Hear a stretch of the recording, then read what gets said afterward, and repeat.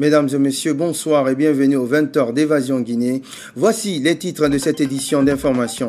Les travaux d'un colloque sur l'insécurité en Guinée dans la sous-région ouest africaine ont débuté ce vendredi à Conakry. Le département de la sécurité espère trouver pour l'occasion des solutions idoines contre l'insécurité galopante dans le pays. Les législatives ne sont toujours pas organisées en Guinée. Cette situation alimente les tensions et les suspicions qui se traduisent souvent par des agitations politiques quasi permanentes avec en ligne de mire la majorité au sein de la future Assemblée nationale. C'est le grand format de cette édition. Et puis le centre agricole de Bamban s'active dans la lutte pour l'autosuffisance alimentaire. La région administrative de Kindia est l'épicentre des actions de la structure. Voilà mesdames et messieurs pour le sommaire. Encore une fois, bonsoir et bienvenue à tous. Très heureux de vous retrouver pour le compte de cette édition. Comme annoncé dans les titres, début ce vendredi à Conakry d'un colloque placé sous le thème Insécurité en République de Guinée en Afrique de l'Ouest. Ce colloque mobilise des acteurs guinéens du secteur de la sécurité ainsi que ceux des pays frères de la sous-région, co-organisateurs de la rencontre, le ministère de la Sécurité qui entend faire de ce colloque une plateforme de discussion et d'échange d'informations liées à la sécurité. Benoumar Silla. C'est un colloque de 2 jours qui a mobilisé plusieurs membres du gouvernement, des responsables de la sécurité et des spécialistes venus de certains pays de la sous-région. Il se tient à un moment où de nombreux pays ouest-africains sont engagés dans un processus démocratique marqué entre autres par des problèmes de sécurité et de criminalité de tout ordre. Les participants vont de ce fait débattre et discuter des problèmes sécuritaires de la Guinée en particulier et de la sous-région en général. Plusieurs thèmes comme les causes profondes de la dégradation de la sécurité en Guinée et dans les États de l'Afrique de l'Ouest, investissement et sécurité, coopération entre les services de sécurité de l'Afrique de l'Ouest, la dimension islamique de la sécurité, l'évolution de la situation au Mali, la sécurité et les droits de l'homme seront débattus. Le ministre du Budget a pour la circonstance fait un parallèle entre la sécurité et l'investissement. Les pouvoirs publics sont interpellés parce que premièrement, il faudrait que sur le plan institutionnel, que le pays ait des institutions politiques, l'exécutif, législatif et ensuite des institutions judiciaires stables. Dans une allocution empreinte de liberté de ton, le ministre des Droits de l'Homme et des Libertés publiques a fait un état des lieux des droits humains et de la sécurité en République de Guinée. Pour Khalifa Gassama Diaby, l'État ne doit pas être un instrument de revanche. Il a aussi dénoncé le dysfonctionnement de la procédure pénale en Guinée. La volonté de l'État s'exprime par la loi, par les normes. Et la faiblesse de l'État s'exprime par l'inapplicabilité ou l'ineffectivité de ces normes. Lorsqu'un criminel est inhumain et que vous le traitez de façon inhumaine, vous validez le fait qu'il pense que l'inhumanité est aussi une possibilité dans la société politique. Et je dis donc à ceux qui diraient au ministre des Droits de l'Homme, vous nous empêchez de sévir. Vous ne serez pas là, on sévirait d'une main ferme. En disant même, il y a eu trop de crimes. S'il y a eu trop de crimes, ce n'est pas la faute aux droits de l'homme, c'est la faute au dysfonctionnement de notre chaîne pénale, des forces de sécurité jusqu'à la justice, au service pénitentiaire. Le ministre de la Sécurité et de la Protection civile lui a indiqué quelques facteurs de l'aggravation de la criminalité en Afrique de l'Ouest. Pour Dr Marmani Sissé, la dimension africaine de la criminalité internationale a dépassé le cap de la fiction. D'autres intervenants ont estimé que les guerres du Libéria et de la Sierra Leone sont des points de départ de l'insécurité en Afrique de l'Ouest. Des plaidoyers ont été faits pour que la sécurité soit au premier plan du budget national. Et oui, Khalifa Gassama Diaby, ministre des Droits de l'Homme et des Libertés publiques, toujours fidèle à sa liberté de ton légendaire. Sur un tout autre plan, séjour d'une délégation de l'Union européenne à Conakry. Hier, les membres de cette délégation étaient devant la presse. La démarche vise à informer les hommes de médias sur les mesures appropriées adoptées par l'Union européenne dans le cadre de l'application de l'article 96 de l'accord de Cotonou. Plus de précision dans ce compte rendu de Aïssa Takaba. En Guinée, pour une visite de travail avec la mouvance et l'opposition, le directeur Afrique au service de l'Union européenne de l'aide extérieure était ce jeudi face à la presse. Une occasion pour Nick Westcott d'expliquer aux hommes de médias l'objectif de son séjour dans le pays. J'ai rendu visite ici à Guinée-Conakry depuis 2 jours pour une mission de suivi des mesures appropriées adoptées par l'Union européenne sur l'article 96 du traité de Cotonou. Après avoir rencontré les acteurs politiques du pays, l'émissaire de l'Union européenne s'est réjoui de la restructuration de la CENI. Il estime que c'est une avancée politique qui constitue un tremplin pour la levée du 11e Fonds européen du développement. Nous sommes en train de préparer la programmation du 11e FED, 11e programme d'assistance européenne auprès de Guinée, pour la période 2014 jusqu'à 2020. Nous sommes en ce moment dans un stade de préparation seulement pour ce programme, mais nous avons une discussion approfondie avec le ministre des Finances et le ministre sectoriel sur les priorités guinéennes pour le développement social économique. À la fin de la rencontre, Philippe Van Damme, le chef de la délégation de l'Union européenne en Guinée, a déclaré que probablement les législatives auront lieu l'an prochain. Dans l'actualité également, dénonciation des contrats passés dans le secteur des télécommunications en Guinée.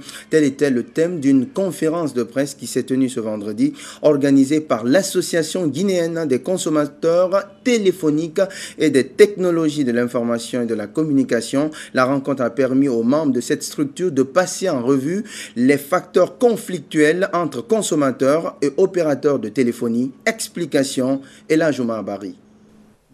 Dans sa communication, le président de l'Association guinéenne du droit des consommateurs téléphoniques a tout d'abord mis un accent particulier sur la tarification des appels et des bips des consommateurs vis-à-vis des sociétés de téléphonie de la place, une chose qu'il qualifie d'anormale et d'injuste. Spécialement le cas d'Ariba parce que c'est Ariba qui est l'opérateur leader. Facturation par seconde, on dit 20 secondes, 120 francs. Et que Ariba a 3 millions d'abonnés. Et 3 millions d'abonnés, quand on prend la moyenne, 1 500 000 abonnés, appel en 20 secondes, et que l'appel n'aboutit pas, il perd 120 francs, non? Quand on multiplie 120 francs par 1 500 000, ça fait perdre en 20 secondes 180 millions de francs guinéens. En 180 millions, les gens font des enrichissements de ce genre, ça il faut dénoncer. Toutes ces défaillances et désagréments résultent de l'autorité de régulation des postes et télécommunications, poursuit le président de l'association. Le conseiller juridique de l'autorité de régulation des postes et télécommunications, chargé de juger toutes les questions juridiques, nous a fait croire que les opérateurs téléphoniques, c'est des multinationaux. C'est-à-dire qu'ils sont dans une position faible pour leur combattre à plus forte raison. Quand on ne connaît pas ce qu'on fait, tu sais, on commet des erreurs graves. La Sotelgui, c'est ici, Moustapha Mami Diaby a boycotté. Depuis que la Guinée est la Guinée, c'est la Sotelgui qui est la société mère du secteur des téléphonies. Mais il est venu directeur général de l'autorité de régulation des postes et télécommunications. Juridiquement, il ne devrait pas être président de la commission chargée de liquider la Sotelgui. Plus de 1700 travailleurs sont partis en chômage. L'État a perdu tout ce qu'il pouvait gagner pour la Sotelgui. Déterminé à aller jusqu'à l'obtention d'une issue favorable cette fois-ci à cette situation, l'association guinéenne du droit des consommateurs téléphoniques menace même les audiovisuels comme la société StarTimes d'être implantée en Guinée illégalement. Il y a des consommateurs aujourd'hui qui viennent payer leur carte. Tu te rendras compte quand tu payes pour 23 chaînes ou bien 43 chaînes, tu n'auras que 30 chaînes ou bien 28 chaînes. Ça, c'est une violation des droits de l'autre. Mais c'est aussi dénoncer leur installation illégale parce qu'aucune disposition de la loi n'a quand même réglementé le secteur audiovisuel. Donc ces opérateurs audiovisuels-là ne devraient pas exister ici, même s'ils devraient exister, mais c'est après alors la réglementation du secteur. Cette structure qui défend le droit des consommateurs demande le soutien de la population. Elle entend organiser à partir du mois de janvier prochain des mouvements de manifestation allant dans l'intérêt des abonnés. Je vous le disais en titre, la Guinée traîne des pas pour l'organisation des élections législatives. 2 ans après l'élection présidentielle, le régime en place et l'opposition ne sont toujours pas parvenus à accorder leur violon sur les conditions d'organisation de cette échéance électorale, d'où un échiquier politique en constante ébullition. Alors, pourquoi tant d'agitation pour la mise en place d'une Assemblée nationale? Quel rôle peut jouer concrètement cette institution dans un pays démocratique? Élément de réponse dans ce grand format signé Ibrahima Souriari Yansani. Il faut que le pouvoir tempère le pouvoir. C'est cette théorie du philosophe français du XVIIIe siècle, Charles-Louis de Secondat, baron de la Brède et de Montesquieu, dans l'esprit des lois qui a impulsé l'idée de mettre en place le pouvoir législatif. Il s'agissait à l'époque de réduire le pouvoir du souverain. Et aujourd'hui, dans les sociétés modernes et démocratiques, cette démarche est devenue plus qu'une nécessité. L'Assemblée nationale a une place de choix dans la conduite des affaires du pays. Dans une société moderne comme la nôtre, si on ne trouve pas un système de régulation tel qu'un des pouvoirs finit par trancher pour les deux autres, ce sera la pagaille. Le rôle primordial de l'Assemblée, c'est de contrôler l'action gouvernementale, de voter la loi des finances, de valider les lois de règlement, de ratifier les conventions et les traités du pays. Mais aussi, l'Assemblée a élargi son rôle jusqu'à la prise en compte des questions sociales diverses qui se passent sur l'étendue du territoire national. Depuis près de 2 ans, la Guinée peine à organiser les législatives. Les groupes politiques se livrent à une bataille sans merci. C'était d'abord autour de la CENI récemment recomposée. Maintenant, c'est le choix de l'opérateur de saisie ou encore de vote des Guinéens de l'étranger. L'objectif pour chaque tendance politique est de rafler la majorité au Parlement. Il suffit qu'il y ait une faute assez grave, que l'on peut passer en temps ordinaire. En cas d'opposition entre les deux, de mésentente, l'opposition est capable de faire passer le président de la République devant la haute cour de justice. C'est à cause du contrôle de l'action gouvernementale que la majorité est souhaitée. Parce qu'il y a certaines dispositions, si vous n'avez pas la majorité absolue qualifiée, vous ne pouvez pas faire passer la loi. On appelle majorité qualifiée la majorité de 2 tiers. Dans notre pays, vous avez 114 députés. Les 2 tiers, ça fait 76 députés. Le plus souvent, c'est par le jeu des coalitions que l'on arrive à avoir les 2 tiers. Ce n'est pas toujours évident que le président de la République ait les 2 tiers dès le premier tour. C'est que c'est des calculs que les gens font. Pour les groupes politiques qui viennent, l'option pour le premier groupe, c'est de défendre l'action gouvernementale. Mais non pas être une caisse à résonance, mais c'est articuler toute une démarche politique qui permette la mise en œuvre des programmes de gouvernement. Pour le second groupe, c'est l'opposition qui trouve des points d'ancrage négatifs pour toujours remettre en cause un programme de gouvernement parce qu'il a décidé d'être contre toutes les actions du gouvernement. Pourtant, la Guinée a un régime présidentiel. L'exécutif est toujours le plus fort. 3 ans après, s'il n'y a pas entente, s'il n'y a pas compréhension, si la ligne n'est pas suivie, l'exécutif peut dissoudre l'Assemblée et dans ce cas, en reprenant les élections, si c'est le même groupe politique qui revient, l'exécutif est appelé à démissionner. Qui de l'opposition et de la mouvance aura gagné si la crise dans l'organisation des élections législatives perdurait? Je suis convaincu que pour l'intérêt supérieur de la nation, ces politiciens que je vois là, une fois dans l'hémicycle, vont encore démontrer au peuple de Guinée leur facette de dignité et de personnalité. Je ne sais pas maintenant si c'est l'avantage de l'opposition ou de la majorité, mais en tout cas, ça n'arrange pas la question. L'idéal serait que l'on mette en place assez rapidement une Assemblée nationale. Alors que la mise en place de l'Assemblée nationale devrait contribuer à réduire efficacement la souffrance des populations, ceci à travers des investissements étrangers et l'obtention des financements des projets auprès des partenaires à tous les niveaux. Grand format signé Ibrahima Souriari en Sané. Oui, le rôle de l'Assemblée dans un régime présidentiel mérite plus que jamais débat dans notre pays. Autre facette de l'actualité tenue ce vendredi à Conakry de l'atelier de lancement du projet TCP Guy 3403. La rencontre devrait permettre aux participants d'élaborer un plan à long terme pour la recherche agronomique en Guinée, initié par l'Institut de recherche agronomique de Guinée sur financement de la FAO. L'atelier regroupe tous les acteurs intervenant dans ce secteur. Fanta Conté.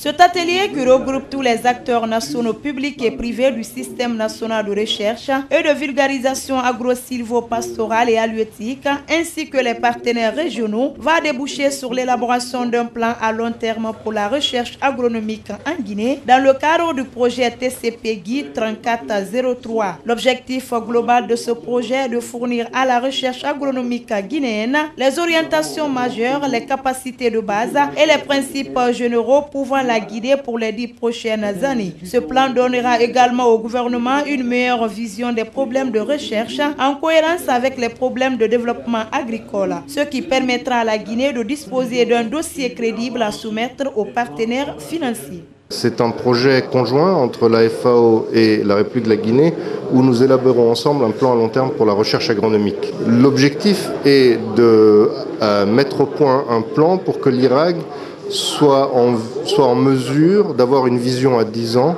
de comment peut-il aider les communautés paysannes en Guinée et comment la recherche peut répondre aux contraintes du changement climatique ou aux demandes du marché. Que je dirige l'équipe d'appui technique qui supportera l'IRAG dans ce projet. Pour faciliter l'élaboration de ce plan, l'Institut de recherche agronomique de Guinée a fait appel à certains partenaires internationaux opérant sur des centres d'intérêt commun, notamment le PNUD et la FAO. Ce pour optimiser la performance du secteur agricole national en vue de l'amélioration de l'impact des connaissances et des technologies sous l'angle de la sécurité alimentaire et nutritionnelle et des revenus, notamment en milieu rural. La politique agricole se nourrit des contraintes de développement agricole qu'il y a. Et ces contraintes de développement agricole sont remontées par les principaux acteurs que sont les paysans et leurs organisations professionnelles, les services agricoles, les projets agricoles et d'autres partenaires qui ont une vue d'ensemble sur le développement de la Guinée. Bref, notre objectif, c'est de permettre d'avoir les éléments fondamentaux qui vont nous permettre d'avoir des activités sur 10 ans menées en matière de recherche agronomique. La mise en œuvre de ce plan permettra à la Guinée d'acquérir de nouvelles compétences par la formation de jeunes et de recherche crédibles, rapides, attractifs et faciles d'adaptation. Les producteurs, les chercheurs, les agents de conseil agricole ainsi que les services de l'agriculture et de l'enseignement seront les principaux bénéficiaires du projet. Rencontre toujours un atelier sur la libre circulation des personnes et de leurs biens et du droit d'établissement dans l'espace CEDEAO s'est tenu hier dans un réceptif hôtelier de la place organisé par la Renaissance africaine des femmes de l'Afrique de l'Ouest, RAFAO en abrégé. Cet atelier a regroupé les représentants des pays membres de la sous-région ouest africaine. Les précisions dans ce compte-rendu de Salim Kamara. C'est un atelier qui a regroupé les cellules nationales RAFAO du Sénégal, de la Gambie, de la Guinée-Bissau, du Mali et de la Guinée. Objectif, informer et partager sur les activités déjà réalisées sur le réseau et formuler des recommandations à l'endroit des gouvernements en vue de faciliter la mobilité des femmes actrices du commerce transfrontalier dans l'espace concerné. Ce rendez-vous de restitution ayant regroupé entre autres des organisations féminines, de la douane, la police, la gendarmerie, la société civile, a été officiellement ouvert par la représentante du ministère de la Coopération internationale. La présidente RAFAO Guinée, après le traditionnel souhait de bienvenue aux hôtes, a mis en exergue la problématique de la libre circulation dans la sous-région. Le déplacement des populations le long des frontières en Afrique de l'Ouest présente des difficultés de toutes sortes avec de nombreuses tracasseries qui entravent la libre circulation des personnes et des biens. Il est nécessaire de souligner qu'une véritable libre circulation des personnes et des biens ne peut s'obtenir qu'à travers 3 étapes. Le droit d'entrée sans visa d'entrée, le droit de résidence et le droit d'établissement. La RAFAO, pour la petite histoire, est née en 1983 en Guinée sous la suggestion du feu président Ahmed Sékou Touré. Une initiative louée par la présidente régionale de l'association qui a exhorté les femmes des pays membres à rester actives jusqu'à une intégration optimale de la zone. Ensuite, Kadi Fall Tal s'est adressé à travers une recommandation à la douane guinéenne. Il y a parmi nous des femmes conscientes ou inconscientes qui sont employées pour le trafic pour lequel vraiment personne ne peut être d'accord, parce que ça ruine notre région. Il y en a aussi qui engouffrent et qui emballent les produits prohibés dans les produits du cru qui ne sont pas dédouanables. Et ça, je pense que je voudrais juste signaler à la douane que nous comprenons tout ceci. Mais cela ne nous empêche pas de solliciter votre indulgence. À noter que la RAFAO, désignée par la CEDEAO pour favoriser la facilitation de la circulation sous-régionale, est à son deuxième atelier de restitution après celui tenu en janvier dernier à Dakar. Journée porte ouverte ce vendredi sur l'agence de communication et de marketing Indigo Guinée. Placée sous le signe d'échange d'informations, cette journée a permis à l'équipe Indigo Guinée d'expliquer le savoir-faire de l'agence qui dispose d'une gamme variée de services et de prestations. Les précisions avec Mamadi Kamsoko.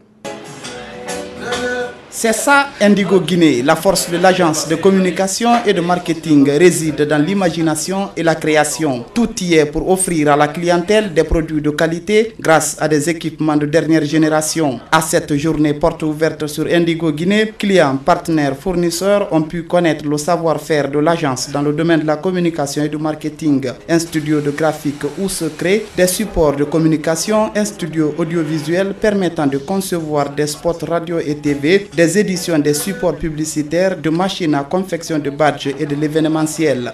Ce qui m'a surtout marqué, c'est les machines de très grande qualité, et de très grande quantité aussi, de nombreuses machines, ce qui montre qu'un investissement important et massif a été fait, un investissement lourd pour le travail qui est fait. C'est de jeunes gens qu'il faut féliciter aussi parce que c'est une équipe jeune que j'ai vue et qui a à cœur son métier. Je voudrais vraiment dire qu'à l'ambassade de Côte d'Ivoire, nous avons été édifiés d'être là. En principe, tous les partenaires qui vont avoir affaire à Indigo ne doivent pas être déçus, après ce que j'ai vu. À 5 années d'existence en Guinée, Indigo s'impose comme leader dans le domaine de la communication. Également à Kaloum, des ateliers de fabrication, de décoration et de logistique. Une réussite collée à l'expérience de la jeune équipe d'une quarantaine de membres. On met ici des jeunes qui en veulent, qui ont la passion du métier. Et surtout, c'est un métier, quand on n'a pas de passion de le faire, c'est très compliqué, c'est très difficile. Il n'y a pas d'heure. L'événementiel, la publicité, il n'y a pas d'horaire. Donc un client peut vous appeler parce qu'il a un événement dans 2 jours, il n'a pas encore fait ses cartes d'invitation, il n'a pas encore fait ses plaquettes, il n'a pas encore fait ceci, et il vient, il se repose sur vous. Si vous n'avez pas le dos large pour essayer de prendre ça et essayer de le satisfaire, vous ne pouvez pas. Parce qu'au finish, s'il y a un raté, on oubliera le fait que le client est venu vous voir à 2 jours près de la manifestation. On oubliera tout ça, on dira « Ah, c'est Indigo qui n'a pas pu assurer ». Présente dans 6 pays africains, à savoir la Côte d'Ivoire, le Burkina Faso, le Congo-Brazzaville, le Congo-Kinshasa, le Gabon et la Guinée, Indigo invite d'éventuels clients à une découverte de ses prestations. Cette porte elle est toujours ouverte pour d'autres futurs clients qui veulent venir visiter, qu'ils viennent nous rencontrer, qu'ils viennent voir ce que l'on fait, qu'ils viennent voir ce qu'on peut leur offrir sur place. Parce que je pense qu'il y a beaucoup de choses que vous voyez sur le terrain, vous ne savez pas qui le fait. On voyait, on s'est dit, ah c'est beau, c'est pas bien, ainsi de suite. Donc c'était important qu'on vous montre toutes nos productions sur le terrain, toutes les enseignes qui sont faites, tous nos panneaux qu'on a, parce qu'on a un très large réseau de panneaux. Et aussi on a les panneaux les plus grands de la République de Guinée. Ça il faut le dire, le plus grand qui existe, c'est celui qui est à Koloma, qui fait 510 mètres carrés, qui a été difficile à installer sur une colline. Il y a vraiment tout un exploit technique à saluer de nos jeunes que nous avons ici. Dans les prochains jours, l'agence entend lancer un site d'information pour la promotion de ses services. Et oui, Indigo Guinée qui affiche ses ambitions de faire des prestations de qualité. Volet santé de cette édition, éradiquer la poliomyélite dans notre pays, c'est l'ambition qu'affiche le département de la santé et de l'hygiène publique. Il a lancé ce vendredi une campagne de vaccination contre la maladie. Plus de détails avec Aboubakar Arafan Kamara. Dans le cadre de la lutte contre certaines maladies infantiles dans le pays, le ministère de la Santé et de l'Hygiène publique vient de lancer ce vendredi une campagne de vaccination contre la poliomyélite. Cette vaccination concerne uniquement les enfants dont l'âge varie de 0 à 5 ans. Et pourquoi cette campagne de vaccination? En quoi consiste la poliomyélite? La poliomyélite, c'est une maladie invalidante. Invalidante, ça veut dire que ça peut provoquer une paralysie permanente. Ce sont ces enfants que nous voyons dans la rue, soit avec des béquilles, soit dans des petits fauteuils roulants, ou en tout cas qui ont un bois à la main pour essayer de marcher. Ça, c'est des enfants qui ont souffert de poliomyélite. Vous savez que les premières années de l'indépendance, pratiquement la vaccination, d'une manière générale, n'existait pas. Donc, depuis que le programme de vaccination a commencé avec le PVSSP médicaments essentiels. Donc on lutte contre cette maladie. Selon le directeur du centre communal de Ratoma, cette maladie qui crée une incapacité chez l'enfant se manifeste par des diarrhées et d'autres symptômes. Mais la poliomyélite peut aussi attaquer les adultes. L'enfant, à son début, peut faire une petite manifestation de grippe, une petite manifestation de diarrhée très légère, la fièvre, et plus tard, l'enfant n'arrive pas à bien s'asseoir, il s'assied bien avant, on constatait sa main, il commence à perdre cette force jusqu'à la perdre définitivement. C'est une maladie qui peut attaquer tous les âges, mais c'est plus fréquent chez les enfants. Cette première étape de vaccination enthousiasme à plus d'un titre les parents qui recommandent aux autres mamans de faire vacciner leurs enfants. Cette vaccination est très importante pour les enfants. Je demande à toutes les mamans de faire vacciner leurs enfants. Quand on vaccine un enfant, ça lui évite beaucoup de maladies, notamment la paralysie de ses membres. À noter que cette campagne de vaccination contre la poliomyélite prendra fin le lundi prochain. Prenons maintenant la direction du pays profond où les travaux d'un atelier axé sur la réconciliation nationale ont démarré hier jeudi dans la région administrative de Kindia. La rencontre devrait mettre à contribution les organisations de la société civile et les médias de proximité. Les précisions avec notre envoyé spécial, Ansoumane Kumbasa. L'objectif de cet atelier, vous l'avez dit, c'est comment mettre à contribution les organisations de la société civile et les médias de proximité dans le processus de réconciliation en Guinée qui est plus qu'indispensable si nous voulons une Guinée de paix et de cohabitation apaisée. L'a souligné dans son discours de bienvenue et d'orientation, Madame Adja Karandé, présidente du conseil d'administration de la structure organisatrice du présent atelier, le forum des ONG pour le développement durable.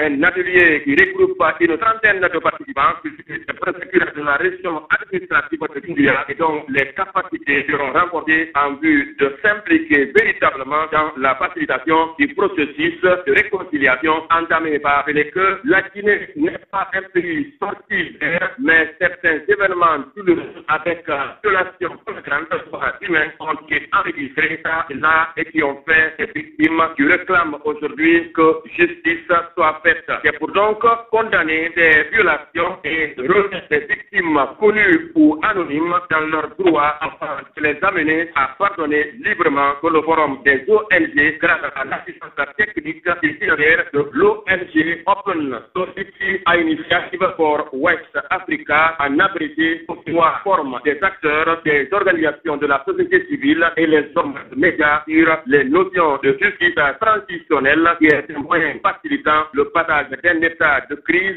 de violation vers un état paisible et partagé. Après cette formation, les bénéficiaires auront pour mission la démultiplication des acquis de l'atelier, en même temps être des acteurs de sensibilisation pour une Guinée réconciliée. Pour Évasion FM depuis Kindia, Ansoumane Kumbasa.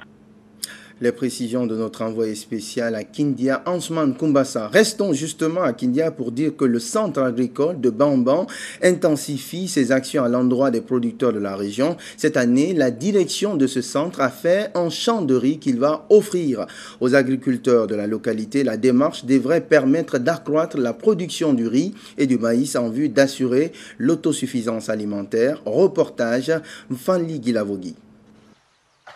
Ce champ de riz en face des paysans est l'œuvre de la direction régionale de l'Agence de la production rurale et du Conseil agricole de Kindia. Elle s'inscrit désormais dans la lutte contre la famine. Le centre agricole de Bamban a aménagé 18 hectares de riz cette année pour assister les producteurs de la région de Kindia. Quand on multiplie les semences ici, on envoie vers les producteurs. D'abord, les producteurs ont la bonne semence. Ça augmente leur production. Et qui dit augmentation de production, c'est augmentation du revenu. Et si le revenu est augmenté, ça va sans dire que nous luttons contre la pauvreté. Nous avons un champ de 15 hectares à Moria. Donc ça aussi, c'est pour la multiplication de semences. Donc ici, 3 hectares, là-bas, 15 hectares, ça fait 18 hectares que nous avons mis en valeur cette année. Ces 18 hectares de riz réalisés dans un bas-fond de Bamban ont un cycle de 4 mois. Ce champ est constitué de plusieurs variétés de riz, au dire du directeur du centre agricole de Bamban. Nous avons le CK 73, nous avons le CK 90, CK801 et CK21. C'est ces variétés-là que nous multiplions et on envoie en milieu paysan. Si le centre d'appui aux agriculteurs de Bamban joue un rôle primordial dans le développement du secteur agricole à Kindia, il est cependant confronté à plusieurs difficultés. Des difficultés qui risquent de porter cette année préjudice aux revenus des agriculteurs. Les semences améliorées au niveau des paysans ne sont pas suffisantes. C'est pourquoi d'ailleurs vous voyez toute cette superficie-là, c'est pour répondre à cet objectif. C'est pas la direction générale Amproca, nous n'avons pas autre issue de financement, ça c'est un. Deuxièmement, on est confronté à d'autres problèmes. Vous avez vu vous-même ici, vous avez remarqué les fourmis rouges, qui souvent, puisque après la récolte du maïs, quand nous stockons les chaumes de maïs ici, les fourmis viennent attaquer ces chaumes-là. Malgré ces problèmes, les agriculteurs de Kindia se frottent les mains. Ce champ de riz vise à multiplier leurs semences et à accroître leurs revenus.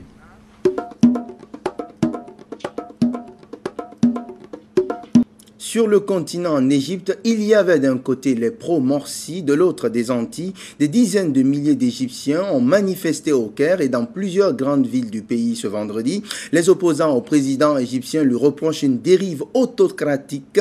Ses pouvoirs ont été renforcés jeudi, une décision contestée mais assumée par Mohamed Morsi. Il a pris à partie ses opposants. Suivez. L'Égypte est sur la voie de la démocratie. Les paroles de Mohamed Morsi devant une foule de partisans rassemblés devant le palais présidentiel. Un président égyptien issu des frères musulmans qui s'estime plus que jamais légitime. Par la volonté de Dieu et la volonté du peuple lors des élections, je dirige le bateau à présent avec vous, à travers vous et pour vous. Hier, le président s'est arrogé par décret les pleins pouvoirs, le droit de prendre sans appel toute décision pour protéger la révolution. Une annonce qui a déclenché de vives protestations partout en Égypte. Mais ici, on se félicite et on crie au complot. Je pense que c'est clairement une conspiration des membres de l'Assemblée constituante qui se sont retirés. Ils essayent de semer l'instabilité dans le pays. L'instabilité, les affrontements, justement à quelques rues de là. À coups de jet-pierre, les anti-Morsi font face à la police anti-émeute. Leur discours, ils le clament place Tahrir. Ils dénoncent un coup d'État, demandent la démission de Mohamed Morsi et chantent « Les frères musulmans sont des lâches ». Je ne pense pas que le président prenne en compte le bien de l'Égypte quand il a pris ses décisions. Son seul but est de prendre le contrôle du pays. Ces décisions sont inacceptables car elles représentent une atteinte à la légitimité de la Constitution et de la loi. Mais justement, en attendant une nouvelle constitution prévue mi-avril et par la suite des élections législatives pour élire un parlement, le président égyptien cumule les pouvoirs exécutifs et législatifs. Après le renvoi hier du procureur Abdelmegid Mahmoud, certains l'accusent de prendre le contrôle du pouvoir judiciaire et d'être le nouveau pharaon d'Égypte. Ce vendredi, jour de prière, dans plusieurs villes du pays, comme ici à Alexandrie, les manifestants ont mis le feu au siège du Parti de la Liberté et de la Justice, branche politique des frères musulmans.